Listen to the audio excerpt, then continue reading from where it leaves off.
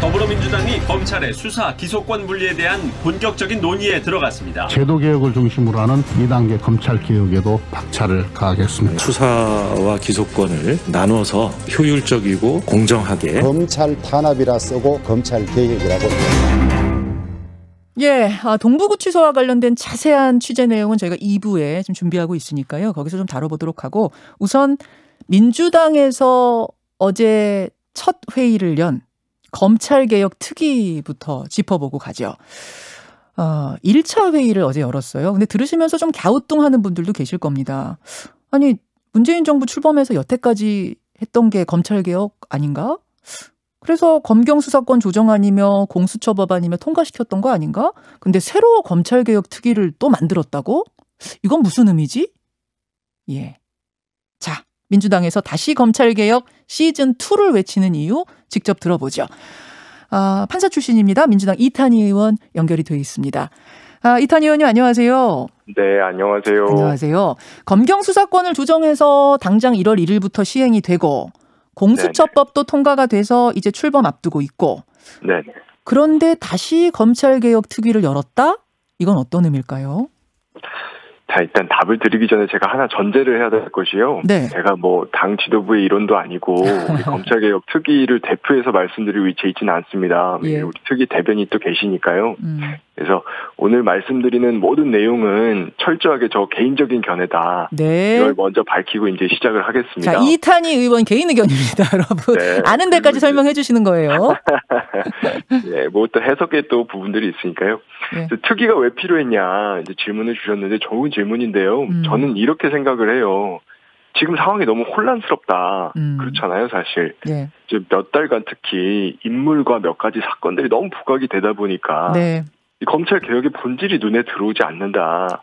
이런 느낌이 받는 국민들이 뭐 성향을 불문하고요. 전체적으로 늘어나는 게 사실이잖아요. 그렇습니다. 근데 이제 검찰 개혁은 제도 개혁이니까 당연하죠. 사람은 가고 제도는 남는 거니까. 그럼요. 그래서 우리 모든 분들을 위해서도 검찰개혁의 청사진을 우리가 다시 한번 점검해 볼 필요가 있다. 아하. 검찰개혁을 정말 염원해왔던 분들 입장에서도 내년에 시행되는 검경수사권은 사실은 뭐 처음부터 이렇게 밝혔던 내용이지만 과도기적인 조정안이잖아요. 그래서 그 이후에 그러면 검찰개혁은 궁극적으로 어디로 가는 거냐. 네. 이런 장기적인 플랜도 한번 점검해 봐야 된다. 그런 필요성에서 검찰개혁 특위가 만들어졌다라고 저는 이해를 하고 있고요. 그래서 저도 참여하게 되었습니다. 그러면 어떤 것들을 논의하게 되는지 하나하나 좀 짚어보죠. 보니까 검경수사권 조정으로 사실 검찰의 많은 권한들이 경찰로 넘어갑니다. 새해부터는. 하지만 검찰에게는 6대 범죄에 대한 수사권은 남아 있어요. 부패 수사, 경제 수사, 선거 수사, 공직자, 방위 사업, 대형 참사 이렇게 6개는 수사를 할 수 있도록 해줬는데 이것도 마저 없애야 한다 이런 이야기가 특위에서 나오고 있다고요? 그러니까 이제 뭐 표현을 하자면 수사권, 기소권 분리라는 대원칙에 대해서 이제 국민들께서 많이 알고 계시잖아요. 예. 그런데 그 대원칙에 대해서 우리가 다시 한번 확인을 하자 이런 이제 공감대가 있었고요. 이제 그런 공감대 하에서 우리가 생각을 해볼 때 이 6대 범죄의 직접 수사권을 남겨놨는데 이 직접 수사권 남긴 거에 대해서 사실은 두 가지 평가가 다 있어요. 그러니까 비판적인 쪽에서는 기존의 검찰 수사, 직접 수사의 대부분은 그대로 남았다. 사실 이렇게 말씀하시는 분들도 분명히 있고. 6개 범죄라고 6대 범죄라고 하더라도 뭐 이렇게 저렇게 다 갖다 붙이면 결국은 다 할 수 있는 거 아니냐 이런 비판. 그렇죠. 왜냐하면 과거에도 90% 정도의 사건은 사실 경찰 송치 사건이었고 네네. 검찰에서 직접 하는 사건들은 이런 사건들이 많았거든요. 아하. 이제 그런 틀에서 사실은 거의 많이 남아있는 거 아니냐. 그 다음 단계를 준비해야 된다. 이런 의견도 있고요. 네. 또 한편으로는 이거라도 이제 어쨌든 시행이 되는 거니까 요거에 대한 세부 장치가 잘 만들어져 있느냐 이런 의견도 있고 다 있기 때문에 이제 그런 것들을 다 포함해서 수사권, 기소권 분리라고 하는 우리 대원칙을 다시 확인을 하고 그거를 어떻게 구체화할 거냐. 네, 이거에 대한 논의가 좀 많이 있었습니다. 근데 그 6가지 범죄는 검찰에 그냥 남겨놨을 때 수사하도록 남겨놨을 때는 이유가 있었을 텐데 예를 들어서 검찰이 뭐 예를 들어서 경제 수사라든지 뭐 대형 참사 이런 거를 수사하는 데는 확실히 그동안 쌓아놓은 전문성, 노하우가 있으니 더 수사 잘할 것이다 해서 다 남겨놨던 게 6대 범죄 아닌가요? 그래서 이제 결국은 이제 근본적으로 우리가 그러면 그때 현실적으로 타협을 하면서 검찰이 직접 수사를 안 하는 게 바람직하지만 요걸 남겨놓은 이유, 그것도 다시 한번 우리가 되짚어볼 필요성이 있고요. 저는 개인적으로 그게 가장 큰 이유는 네. 사실 이제 인력 이동의 어려움 때문이었다고 저는 생각을 해요. 그게 뭐냐면 사실 검찰은 검사들은 기소를 전담하는 법률가 역할을 하는 게 맞다. 이것은 사실 야당에서도 계속 지적을 했던 부분이고요. 예.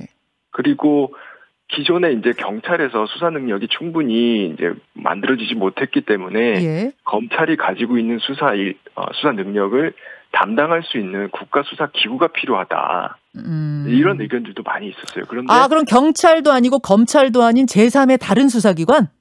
그럴 수도 있고 또 경찰과 검찰이 합쳐진 기관일 수도 있는 것이죠. 그것이 이제 우리 경찰법 다시 개정하면서도 많이 나왔던 이야기들이거든요. 근데 그 기구에 지금 검찰의 수사 능력을 이동을 시켜야 되는데 네. 사실 이동시키는 데 있어서 현실적인 한계들이 있었던 거죠. 뭐 검찰 수사관이라던가 검사라던가 이런 사람들 다른 조직으로 지금 빨리 옮길 수 있느냐. 그런 한계들로 인해서 옮길 수 없다라고 하면 당분간은 과도기적으로 검찰의 직접 수사권을 인정을 해줘야 되지 않느냐. 네. 이런 결과였다라고 이해를 하고 있고요. 그러면 지금은 우리가 그 이후에 다시 국가수사기구를 만들어서 인력을 제대로 이동하는 네. 원래의 아이디어, 그거를 좀 실현할 수 있는 방법들이 뭐가 있겠냐, 얼마나 걸리겠느냐. 그걸 논의하시는 거군요. 이번 네네. 특위에서는. 그럼 네. 이번 특위에서는 6대 범죄에 대해서 검찰이 지금 수사할 수 있도록 해준 것을 그걸 어떻게 할 것인가. 새로운 제3의 수사기관 만들어서 그쪽에다 떼줄 것이냐, 아니면 뭐 경찰에다가 줄 것이냐, 아니면 검찰 경찰을 합쳐가지고 뭘 또 만들 것이냐, 이런 것들을 다 논의한다 그 말씀이세요. 그런 것들도 논의에 포함되고요. 어쨌든 검찰한테서는 분리시켜야 된다라는 쪽으로 방향은 잡은 겁니까? 6대 범죄도?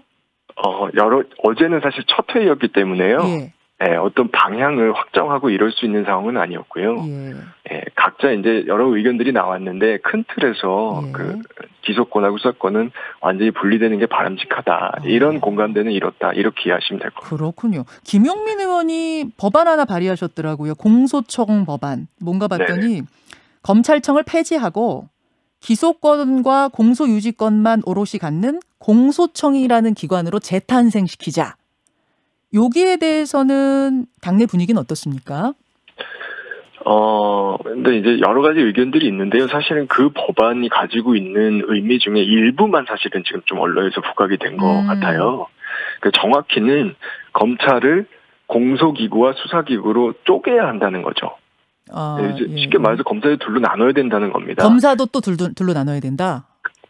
그렇죠. 제가 이제 방금 전에 말씀드린 걸 계속 연장선인데요. 네네. 그러니까 법률가의 역할, 공소 제기 여부를 검토를 하고 공소를 유지하고 그 역할을 할 사람들이 모인 공소기구와 네. 기존의 검찰의 직접 수사 기능, 소위 말하는 수사관 역할에 집중할 검사들이 예. 모여있는 수사기구로 쪼개야 된다. 근데 남는 공소기구에 집중해서 보면 결국 검찰청이 공소청이 되는 거죠. 그래서 그 부분에 집중해서 봤을 때 김용민 의원이 가지고 있는 의견에 대해서는 동의하는 사람들은 꽤 있다. 이렇게 이해하시면 될 것 같아요. 근데 지금 야당에서는 크게 반발합니다. 지금 검찰 개혁이 아니라 검찰 탄압하는 거 아니냐. 네. 윤석열 총장 쫓아내기 실패하고 검찰이 권력 수사를 하려고 하자 그거 막으려고 지금 이렇게 또 시즌2 하는 거 아니냐. 이런 비판하는데요. 네. 뭐 이제 비판하시는 건 잘 알고 있고요. 근데 이제 저는 어쨌든 제도의 변화, 어떤 그 내용에 좀 집중하자. 사실 제가 이제 법원 개혁에 대해서도 계속 그렇게 말씀드리고 있지만요. 네. 시기와 뭐 주체 이런 것들을 논의하다 보면 진척이 없어요. 그래서 이제 넌 내용에 집중하자 이런 의견을 드리고요. 야당 의원님들 중에서도 예를 들면 뭐 김웅 의원이나 하는 경우에는 이번에 필리버스터 하는 과정에서도 네네. 이 기소권과 수사권의 분리가 필요하고 검찰은 기소 기능에 집중하고 수사 기능을 담당할 수 있는 뭐 한국형 FBI를 만들었다 이런 주장을 또 하셨거든요. 아, 그래요? 네, 그런 것과 이제 흐름이 일치하는 측면도 있기 때문에 아하. 저는 오히려 우리가 내용에 집중을 해서 예. 여야가 같이 논의를 해서 안을 제시할 수 있다고 하면 국민들께서도 오히려 이것이 개별적인 수사에 대한 탄압이나 이런 것들이 아니라는 걸 확인할 수 있고 알겠습니다. 안심할 수 있지 않을까 이렇게 생각합니다. 언뜻 들으면 되게 복잡해요. 검찰, 경찰, 공수처, 거기다 제3의 수사기관 또 있고, 되게 복잡해. 막 이렇게 얘기하실 수도 있는데, 네. 그 뭐 방향은 이제 본질은 그거란 말씀이죠. 이게 다 분리를 해서 한쪽으로 권력이 집중되는 것을 막아보겠다. 막 그런 방향이 아닌가라는 생각이 드는데, 정확합니다. 맞습니까? 네, 정확합니다. 근데 그렇게 생각하면 또 이런 질문도 가능해요. 네. 공수처는 수사권과 기소권 다 가지고 있지 않느냐? 네. 그럼 검찰 권력이 비대하다고 해서 수사권, 기소권을 지금 분리시키고 있는데 네. 공수처는 수사권, 기소권을 다 가지고 있으면 우리 여기가 또 새로운 무소불위의 권력기관 되는 건 아니냐? 이런 네. 질문. 너무 좋은 질문이고요. 그런데 제가 좀 잘못된 부분을 하나 바로잡고 싶어요. 어허. 공수처는요. 예. 원칙적으로 기소권이 없습니다. 원칙적으로는 없습니까? 기소할 수 있잖아요, 근데.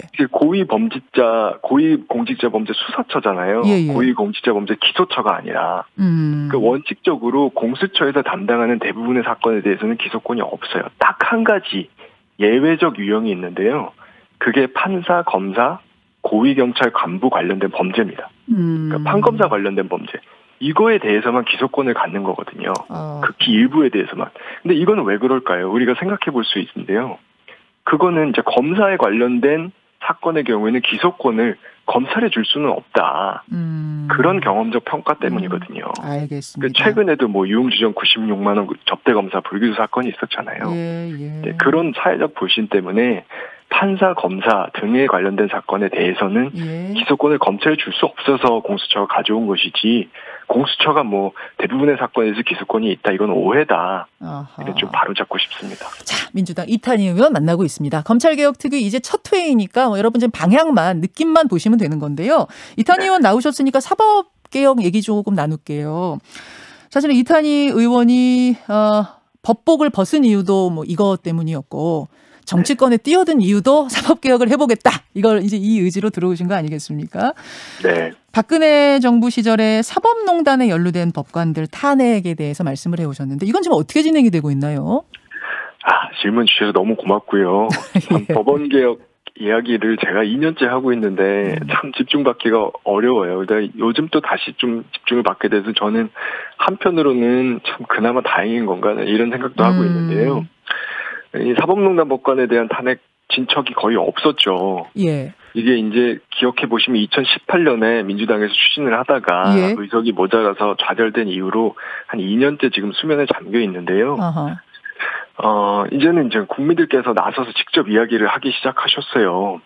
그래서 재판 거래의 피해자라고 할 수 있는 세월호 가족분들, 그리고 KTX 승무원분들, 또 근로정신대 피해자 할머니들, 강제징용 피해자 할아버지들이 이제는 직접 관련된 판사들 탄핵을 요구하는 상황에 이르렀습니다. 그렇군요. 조금 진척이 있는 거군요. 이탄희 의원이 굉장히 그 부분 때문에 노력하신 걸로 알고 있는데 조금 진척이 지금 있는 상황.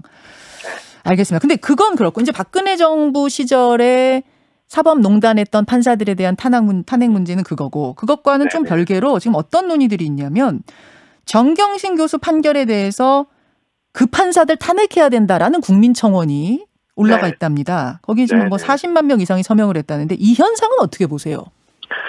이것도 너무 중요한 질문인데요. 일단 말씀 주신 것처럼 사법농단 법관 탄핵과는 완전히 별개인데 저는 이거 굉장히 중요한 현상이라고 생각을 해요. 근데 이 40만 명의 국민들이 사실은 이 재판 결과를 가지고 이 3명의 판사를 탄핵할 수 있다. 진짜 그렇게 믿어서 한다. 이렇게 생각하시면 안 됩니다. 그럼요. 이거는 하나의 현상이거든요. 그만큼 화가 나셨다는 거예요. 예를 들어서 옛날에 우리 N번방 운영자 회원들 공개하라 이런 청원이 있었잖아요. 이게 5건 합쳐서 500만 명 국민들이 동의하셨거든요. 근데 이 동의가 그 당시 N번방 추산 회원이 20만 명이 넘는데 그 20만 명 신상을 실제로 다 알려달라는 얘기냐?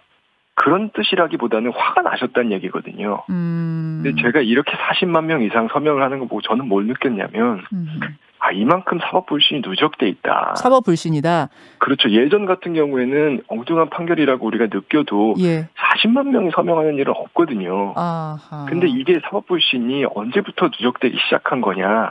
이걸 우리가 좀 짚어봤으면 좋겠어요. 그럼 이번 판결 자체, 그 판사들 자체의 판결에 문제가 있었거나 탄핵 당해야 될 만한 판사들은 아니라고 보세요?